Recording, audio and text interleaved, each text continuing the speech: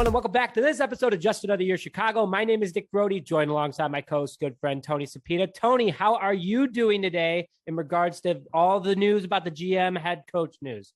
It's interesting. I know we're going to get into it, but it's exciting. It's also a little disappointing, but yeah, we'll talk about all that in a minute. And what'd you eat for lunch today, Tony? Ooh, I haven't eaten lunch yet. I still got to decide. I might get some Dunkin' Donuts, all those hash browns, no free ads.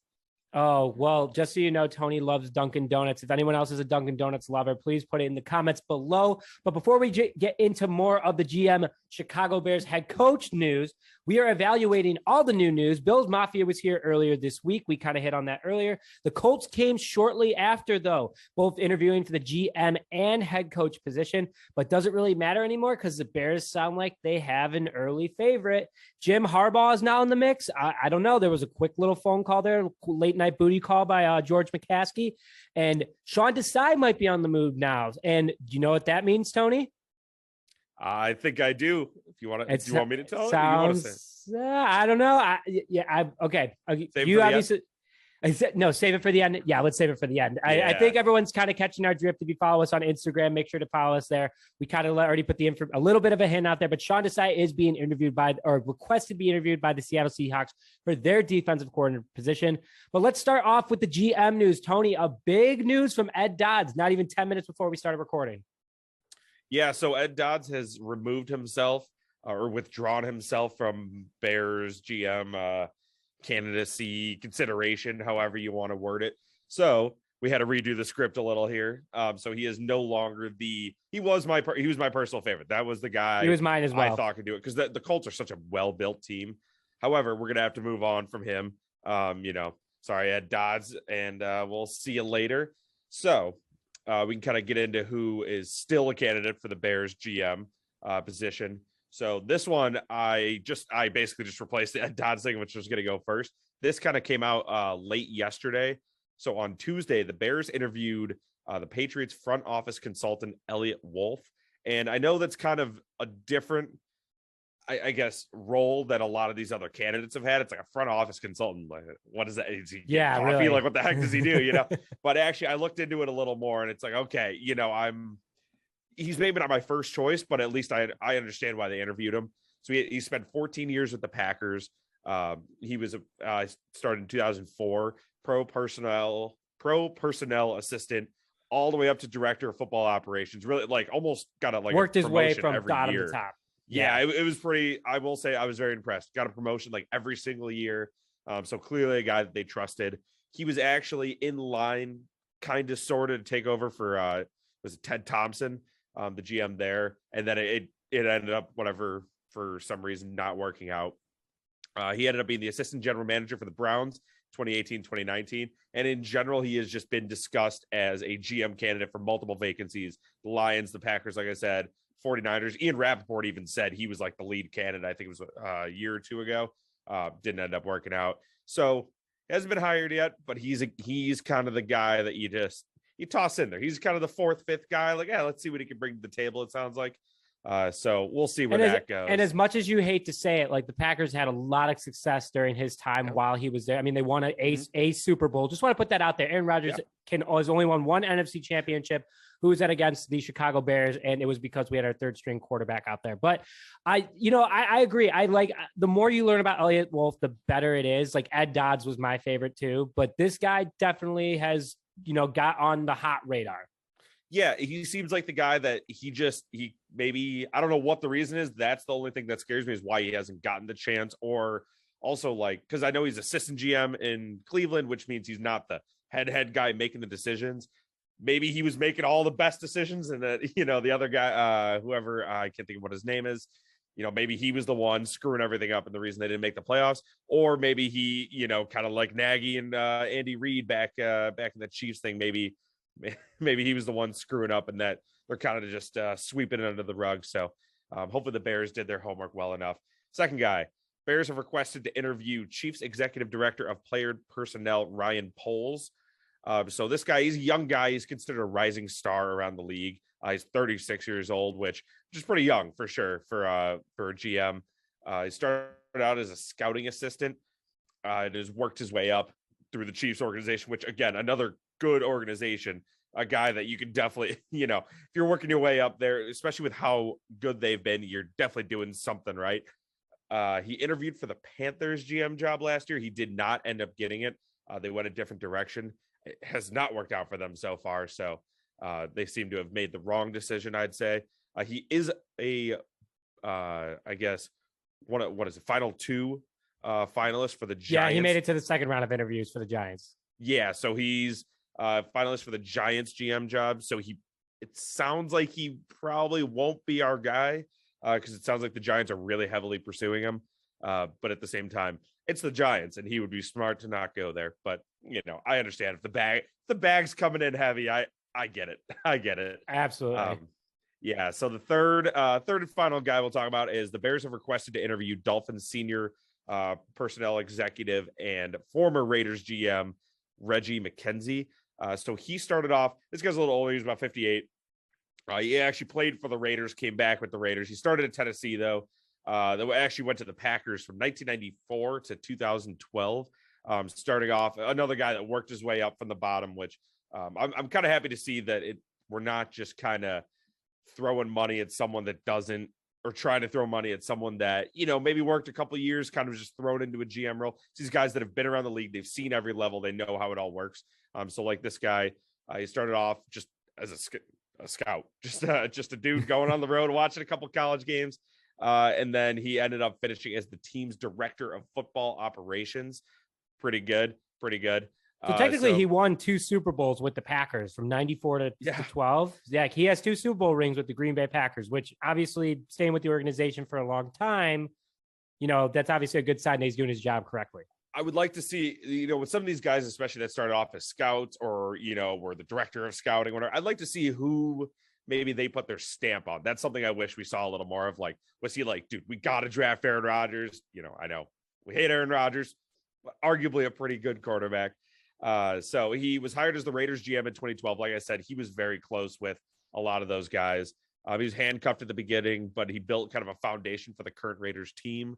I know they're not the Chiefs or, the Bucks, but it's a solid football team. That's what it is. And he already has some ties to the Chicago Bears because he's the guy that drafted Khalil Mack. So, it's good to know that like a player that, he took a chance on Khalil Mack. Khalil Mack will also, the face of the franchise from the defensive side of the ball. Will definitely like having him come in. So all strong candidates for the Chicago Bears. Again, Ryan Poles likely not going to be the guy. He's probably going to get the bag from New York Giants because the Giants are just a mess. So you think the Bears are a mess? Go to New York. You're going to have or go to Dallas. I mean, the past weekend, the Dallas Cowboys have the longest losing streak entering of playoff appearances, not making it past whatever the first round is that they play in. So overall, just an absolute disaster. But Reggie McKenzie also is just swag. If you look at our thumbnail, like this guy just looks like someone who wants to be on a football field. Big jacket, big dude as well. Like you look at pictures of him next to John Gruden when he hired John Gruden. That was a big mistake by him.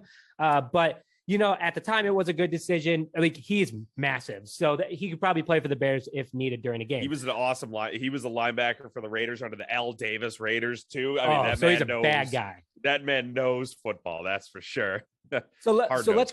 So let's quickly go into coaching news really fast, talking about knowing football and knowing how to get this Bears team to the next level. Leslie Frazier's interview was moved to this week. I know I said in the last episode, I did not have the proper information at the time, so I apologize about that. But Leslie Frazier's interview will be this Friday with the Chicago Bears. He ended up interviewing with the Miami Dolphins last week for their head coaching vacancy. Again, we kind of hit on it before, but Colts defensive coordinator Matt Emberflus met with the Chicago Bears on Monday during the Colts visit with Ed Dodds. Ed Dodds obviously removed himself, but Matt Emberlus has his second interview coming up later this week. A little bit about him. Worked his way up from the bottom as well. He was a defensive coordinator. He was a scout for a while, then became defensive coordinator from Mizzou from 2011 to 2008. Was the Browns linebacker coach from 2009 to 2011. The Cowboys then gave him a call, handed him a bunch of money and said, make us some of the best linebackers in the league, which the Cowboys always seem to have. And he was their linebackers coach from 2011 to 2017. Now he is currently the Colts defensive coordinator from 2018 to now. And he has been in the top 10 in multiple categories with his defenses, good roster defenses and bad roster defenses through that entire period. So he knows his way around the football. And I know a lot of people are like, we need an offensive minded coach. There is no doubt about that. We agree. but why not have the best of the best and also one of the most respected assistants in the NFL currently who can bring in a lot of other good assistants as well for him. Now, let's go to speaking of a little bit more about the Cowboys. The Cowboys defensive coordinator Dan Quinn will interview with the Bears later this week. Day is confirmed. I believe it will be this Thursday or Friday. Not sure how Tony and I feel about this. Tony, we could speak at this a little bit after we run through all these coaches.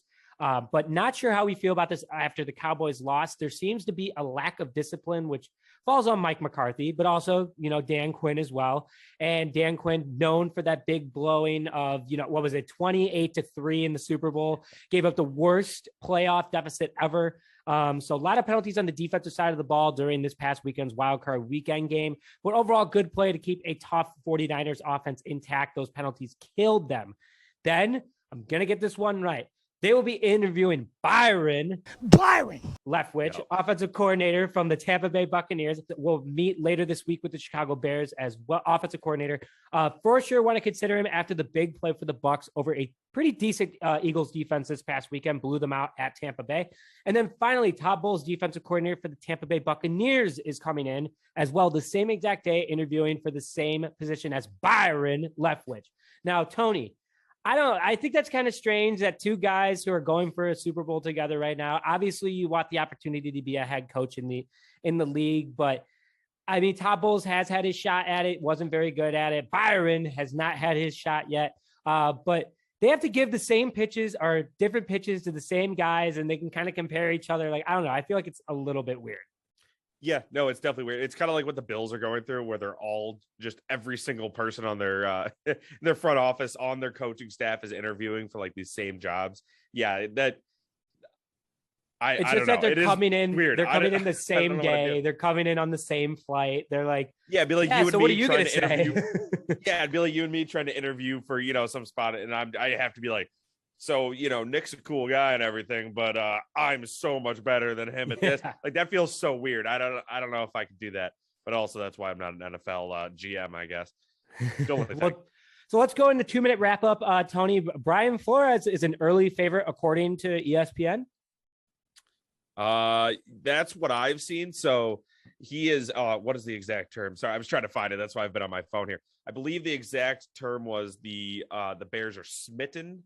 They use the Bears are smitten with right. Brian Flores, which is sure.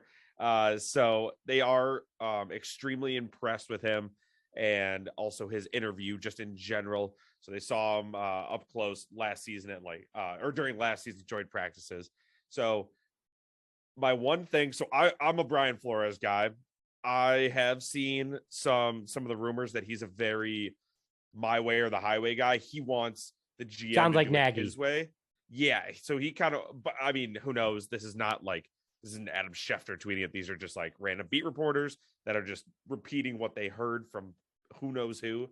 I still think he's a good candidate. You got to believe it, though. Scare me a little.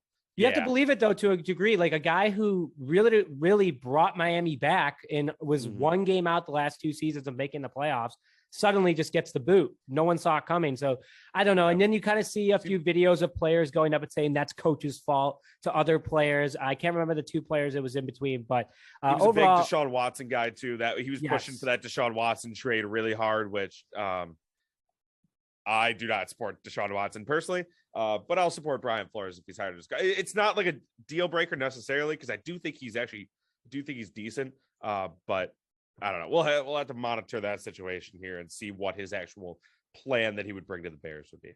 And then finally, one thing in regards to the Bears is that current defensive coordinator Sean Desai, had a pretty strong rookie first year as a defensive coordinator, is on Seattle's radar, and will be requesting the Bears for an interview him for the defensive coordinator position. So it's not like he's going to be their next head coach, but defensive coordinator. They impressed very well against Seattle, obviously when the Bears played them earlier this year, but this is the thing, is that he helped Robert Quinn, with the season, like bounce back season this year, develop guys like Roquan Smith, Jalen Johnson, Travis Gibson.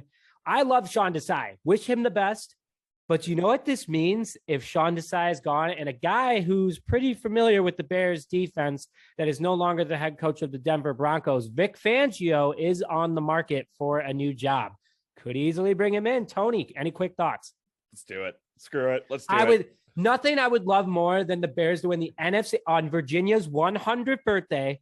with Vic Fangio as a defensive coordinator and redoing that album cover pose of him in the front, like The Godfather. Someone would have to drop like Chief Keef would have to make a song or something. Like some Chicago rapper has to go make the most like hardcore song that just pumps everyone up. Like Meek Mill did for the Eagles. Vic Mensa, Vic Mensa, Kanye, just Chicago mashup. It's just called The Godfather. So stay tuned for that. We'll have more news coming up. But with that, thank you very much, Tony, for joining as always. And thank you very much for joining this episode of Just Another Year Chicago. My name is Nick Brody, joined alongside Tony Cepeda. We'll see you guys next time.